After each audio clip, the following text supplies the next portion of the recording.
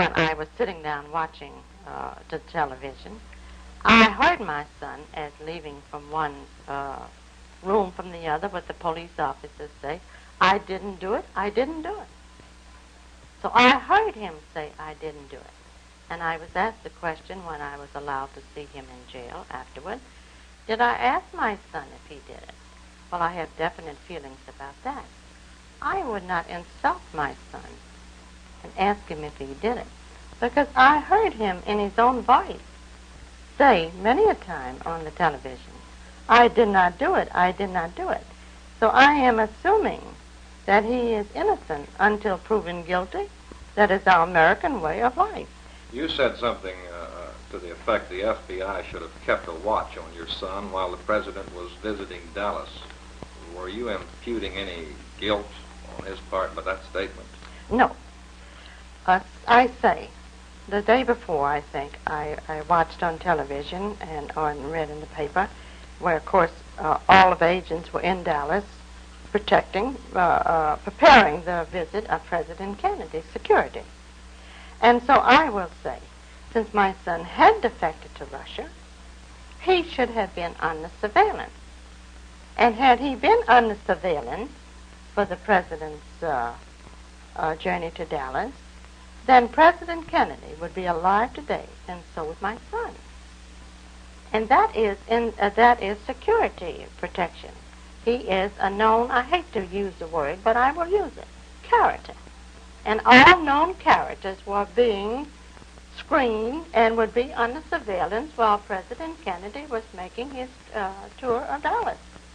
So then why wasn't Lee Harvey Oswald, a known defector, not under surveillance? He always seemed to know things. Just, for instance, any quiz programs on television, he could immediately give you the answers. Any things of any significance that another child would not be interested in, he was interested in, and could, well, what I'm trying to say, if somebody was going to fly from one place to the other, he could almost give you the mileage and things of that sort. He just seemed to know all of these things, and they appealed to him, history and everything of we consider in our society of the finest reading there is. And he read things far beyond his years, but understood them.